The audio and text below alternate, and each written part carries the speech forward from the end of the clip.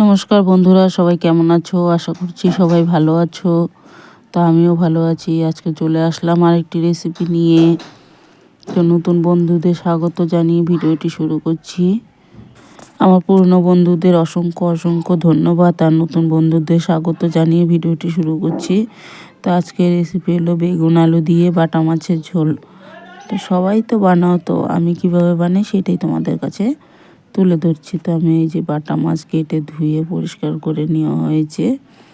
এখন নুন আর হলুদ মেখে নেব।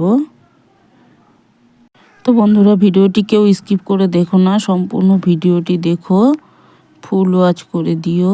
আর ফুল ওয়াচ না করলে কিভাবে জানবে যে আমি কিভাবে বানালাম, তো সেই জন্যই ফুল ওয়াচ করে দেখো। তা আমি হলো মাছটা নুন হলুদ দিয়ে মেখে নিচ্ছি। এখন একটা কড়াই বসিয়ে দিয়েছি। তো কড়াইটা গরম হয়ে গেছে, তেল দিয়ে দিলাম। দিয়ে আমি এখন এই যে মাছগুলো ভেজে নিব। বেশ লাল লাল করেই ভেজে নেব মাছগুলো। তো দেখো আমার একবার ভাজা হয়ে গেছে, আমি আরেকবার দিয়েছি। দিয়ে এখন এগুলো উল্টে পাল্টে ভালো করে লাল লাল করে ভেজে নেব।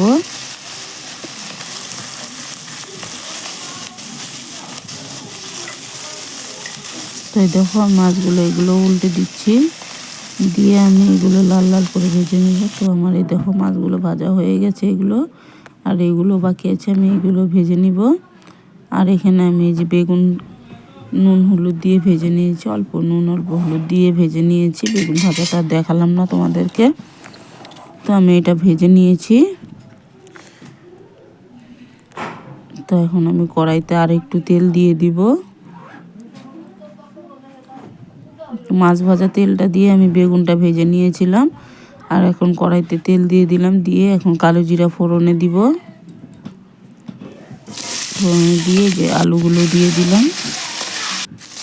অ্যাকচুয়ালি আমি আলুগুলো লম্বা লম্বা করেই কেটে নিতাম, কিন্তু আগে আমার বাঁধাকপি ঘন্টার জন্য কেটেছিলাম, ওখানে বেশি হয়েছিল, সেই জন্য আমি এখানে দিয়ে দিয়েছি।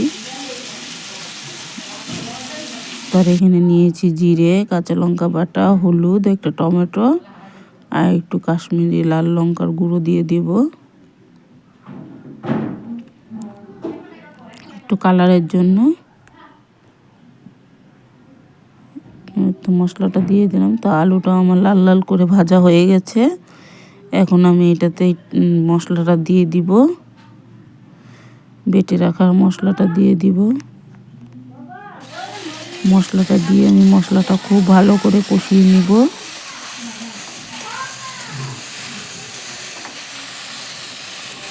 তো দেখো মশলাটা কষিয়ে নিচ্ছি। তো দেখো বন্ধুরা, আমি মশলাটা খুব ভালো করে কষিয়ে নিয়েছি। তো এখন আমি ঝোলের জন্য পরিমাণ মতো জল দিয়ে দেব। এরকমভাবে আলুটা যেন সিদ্ধ হয়, তারপরে যেন মাখো মাখো ভাব হয়। তো আমি সেরকমভাবেই ঝোলটা দিব।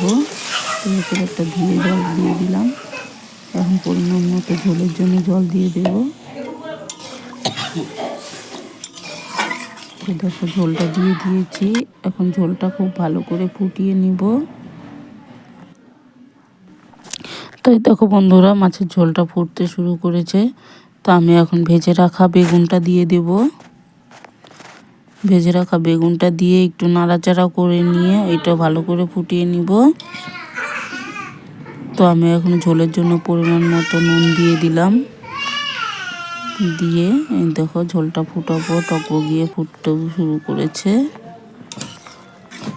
একটু নাড়াচাড়া করে দিলাম। এখন আমি ভেজে রাখা মাছটা দিয়ে দিব।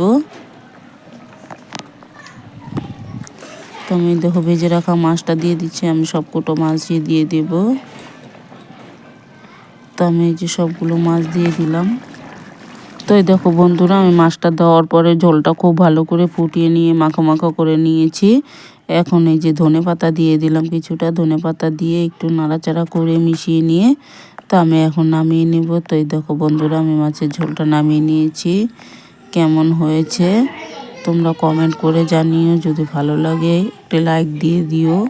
তো বন্ধুরা, গরম ভাতের সঙ্গে ভীষণ ভালো লাগবে এরকম মাছের ঝোল। তো তোমরা একবার বানিয়ে খেয়ে দেখো আর কমেন্ট করে জানিও কেমন হয়েছে।